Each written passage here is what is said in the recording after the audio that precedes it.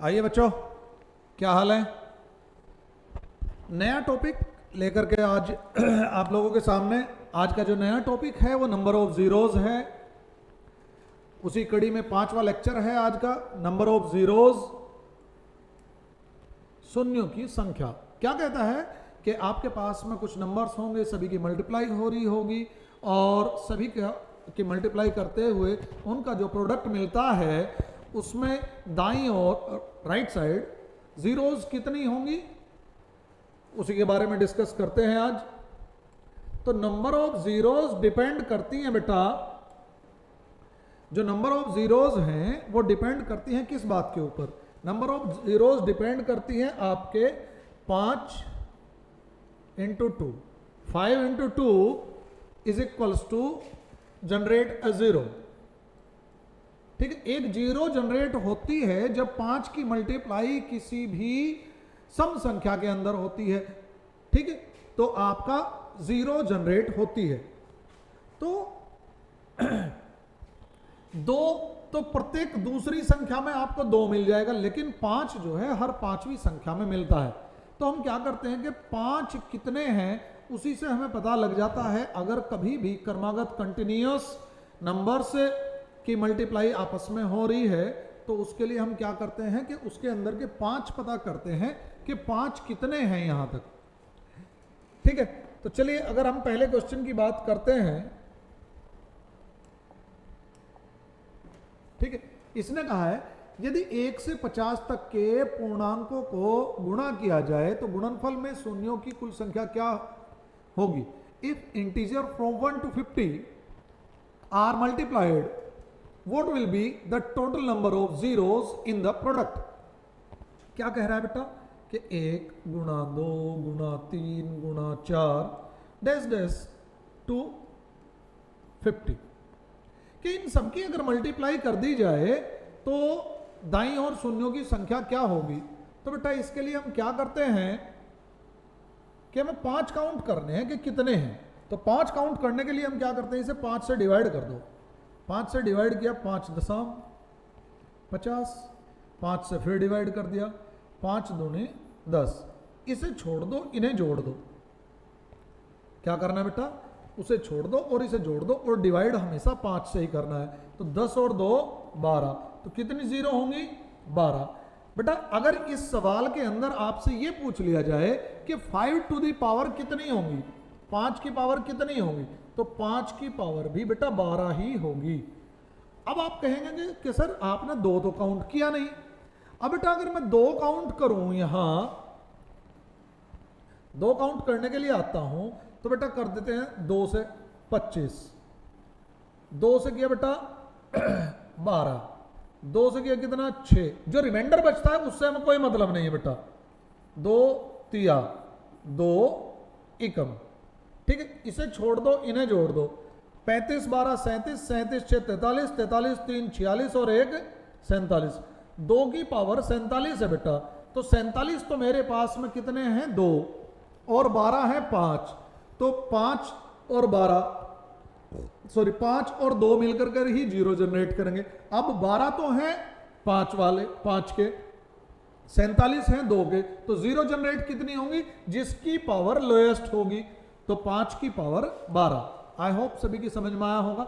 एक और क्वेश्चन करते हैं इसी तरीके से, जब तक अच्छे तरीके से समझ में नहीं आ जाता है तब तक चलते रहते हैं बेटा। चलिए अब क्या कह रहा है, 10 का अधिकतम घातांक क्या है जो गुणनफल 29 28 27 कहां तक है बेटा, ध्यान दें आप 2 1। तो अब क्या करेंगे बेटा कि जीरो हमें फाइंड आउट करनी है, तो 29 को डिवाइड करते हैं बेटा। अब देखो 1 से लेकर के 29 तक के सभी क्रमागत नंबर दिए गए हैं। अब क्रमागत नंबर दिए गए हैं तो मैंने हमेशा अभी पिछले भी क्वेश्चन में आप लोगों को बताया था कि इसमें हम 5 काउंट कर लेते हैं क्योंकि प्रत्येक दूसरी संख्या 2 है। तो हम 5 काउंट करेंगे बेटा। तो 5 काउंट करेंगे बेटा, कितना आएगा 5 5 25 और 5 एकम 5। तो बेटा ये चलेगा पूरा पूरा पहाड़ा। तो इसे छोड़ देंगे, इन्हें जोड़ देंगे, 5 और 1 6, आंसर इज 6।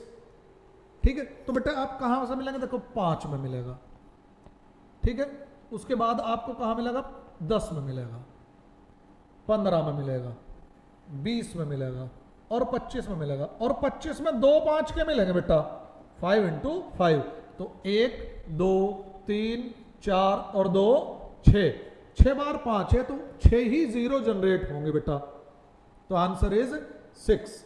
चलिए नेक्स्ट क्वेश्चन करते हैं बेटा, क्या कह रहा है, 124 में अनुगामी शून्यों की संख्या ज्ञात कीजिए। ठीक है, तो 124 में 124 को सेम प्रोग्राम करना है बेटा, 5 5 दूनी 10, 5 चौक 20, 5 से फिर डिवाइड किया, 5 चौक 20, ठीक है, अब नहीं तो 24 और 4 28, तो आंसर इज 28। बहुत आसान कॉन्सेप्ट है, अगर आप इसे आसानी से करते हैं, थोड़ा सा समझ के करते हैं, तो गलती होने के चांसेस ना के बराबर हो जाते हैं बेटा। चलिए नेक्स्ट कॉन्सेप्ट क्या कह रहा है, 649 के अंत में क्रमागत शून्यों की संख्या ज्ञात कीजिए।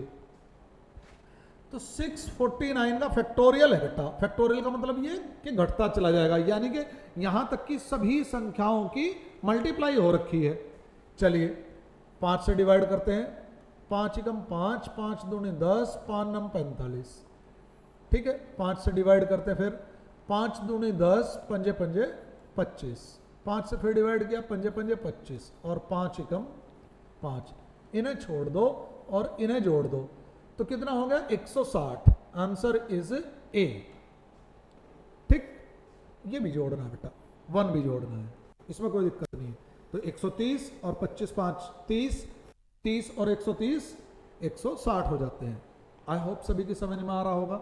चलिए नेक्स्ट प्रोग्राम करते हैं बेटा, आइए नेक्स्ट क्वेश्चन करते हैं, 15370, तो 5 से डिवाइड कर दीजिए, वही करते हुए आ रहे हैं बेटा, 5 तिया 15, 3 बच गया बेटा, 3 ही उतारेंगे, ना चलने की 0, 37 हो गया, 5 सत्ते 35, 2 बच गया, 5 चौक 20, फिर 5 से डिवाइड किया, 5 छंग 30, 5 एकम 5, ठीक है, 2 बच गए, 5 चौक 20, फिर 5 से डिवाइड करेंगे, 5 एकम 5, 1 बच गया बेटा, 10 हो गए, 5 दूनी 10 और 5 दूनी 10, ठीक है, 5 से फिर डिवाइड कर देते हैं बेटा, 5 दूनी 10, 5 चौक 20, 5 से फिर डिवाइड कर दो बेटा, 5 चौक 20। आई होप सभी की समझ में आ रहा होगा बेटा। इसे छोड़ देते हैं, इन्हें जोड़ देते हैं बेटा, 30 74 614 122, ठीक है, 24 और 4, 4 4 8 2 10, 4 14, 14 और 4 18, 8 1 2 2 4 और 1 5 और 1 6, 6 और 7 13, 13 का 3 1, 6 और 1 7 और 1 8, 38 38, कौन सा ऑप्शन है बेटा, डी। आई होप सभी की समझ में आया होगा बेटा ये भी। चलिए ऐसे ही और करते हैं, आगे के कॉन्सेप्ट करते हैं बेटा।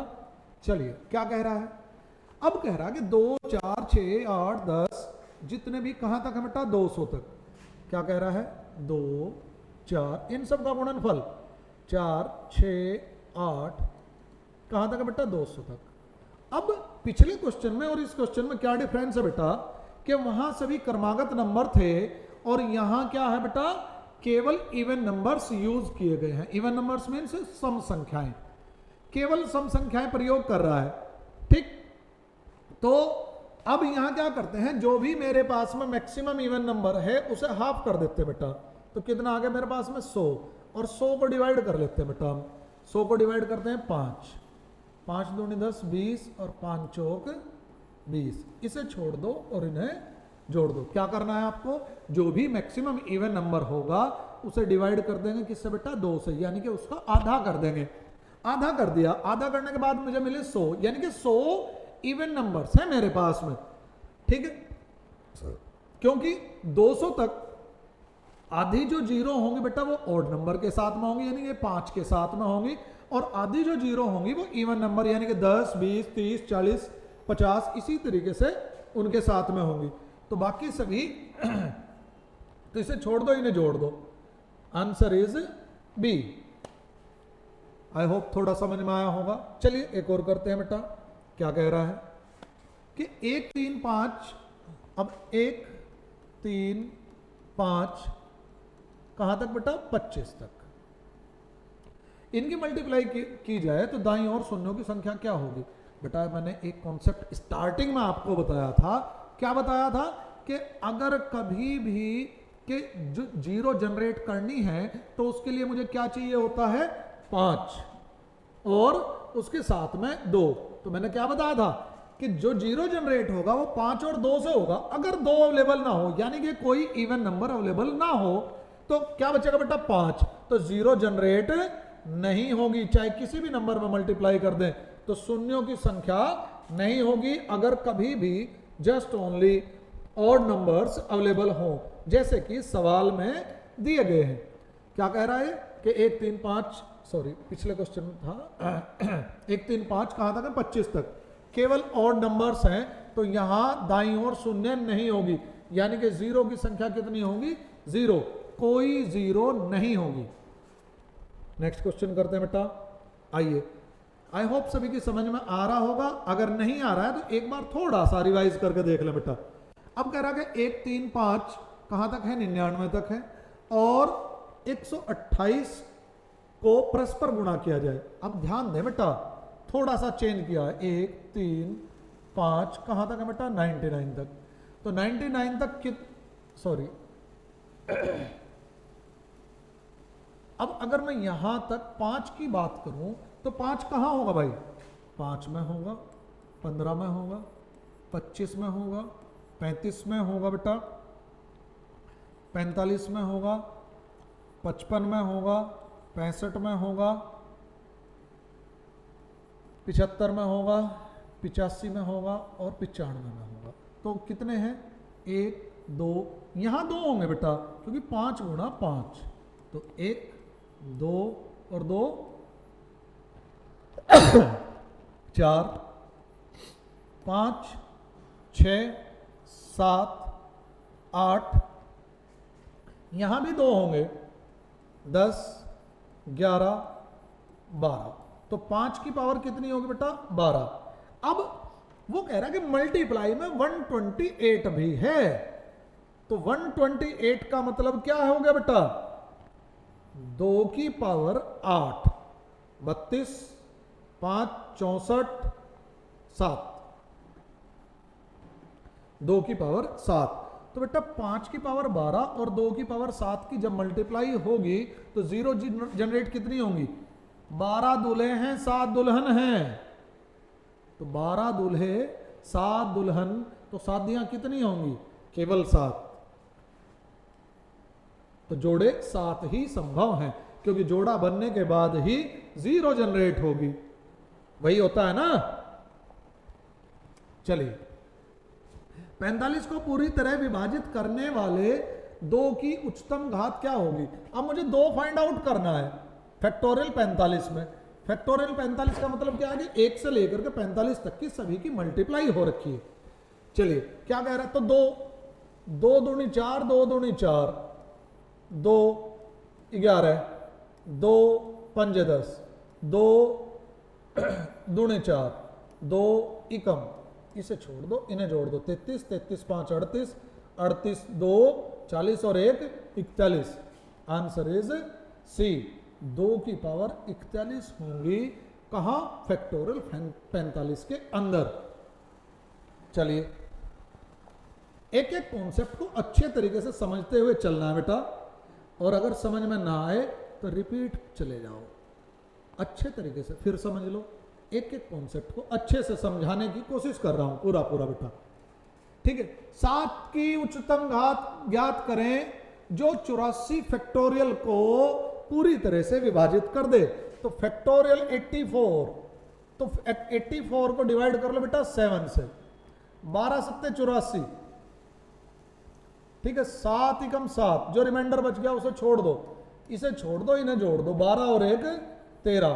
तो 13 7 होंगे भाई। 7 की पावर कितनी होगी? 13। 7 की पावर 13। नेक्स्ट क्या कह रहा है भाई? प्रथम 100 धन पूर्णांकों का गुणनफल। 100 धन पूर्णांक क्या है? 1 गुणा 2 गुणा 3, कहां तक? 100 तक। 1 से स्टार्ट करते हैं। धन पूर्णांक मीन्स इंटीजर, पॉजिटिव इंटीजर्स का गुणनफल जब 6 की पावर n से विभाजित हो तो n का महत्तम मान क्या होगा? तो इसका कहने का मतलब सिर्फ इतना ही है कि 6 कितने होंगे, तो 6 कितने होंगे, तो जो भी नंबर मुझे निकालना उसे डिवाइड कर लो, 6 से डिवाइड कर दो। तो 16 छक्की 96, 4 रिमाइंडर रहेगा बेटा, 6 से डिवाइड किया, 6 दूनी 12, तो इसे छोड़ दो और इन्हें जोड़ दो, 16 और 2 18, तो 6 की पावर 18। Answer is a. ठीक है, चलिए क्या कह रहा है? अब इस तरीके से भी दे सकता है, 1 5 10 15 20 25 30 35 40 45 50 55 और 60। ठीक है कि तो अब हम यहां ध्यान दें कि मेरे पास में भाई ये तो 5 है, ये है 5 गुणा 2, क्या है? 5 गुणा 2, ये कितना है भाई? 5 गुणा 3, ये कितना है? 5 गुणा 4, ये कितना है? 5 गुणा 5। ठीक है, ये कितना है? 5 गुणा 6, ये कितना है? 5 गुणा 7, 5 गुणा 8, 5 गुणा 9 और 5 गुणा 10, 5 गुणा 2, 5 गुणा 11 और 5 गुणा 12, तो 12 3 2 2। अब हम यहां ध्यान दें तो कितने 5 है? 5 मेरे पास में बहुत सारे हैं, 5 5 की पावर, तो 1 2, ठीक है, 3 4 5 6 7 8 9 10 11 12 13 14, 5 की पावर है 14। अब यहां 2 कितने हैं? ठीक है, तो 1 और 2 3 और 1 4, 4 और 3 7 और 1 8, 8 और 2 10, 2 की पावर 10। तो बेटा 14 दूल्हे 10 दुल्हन, तो कितने जोड़े बनेंगे? 10। आई होप सभी की समझ में आया होगा। तो नंबर ऑफ जीरोज अगर आपकी समझ में अभी भी नहीं आया है तो एक बार दोबारा से देखने की कोशिश करें, और अगर आपको ये क्लास पसंद आई है तो सभी जगह शेयर करने की कोशिश करें। बहुत बहुत धन्यवाद।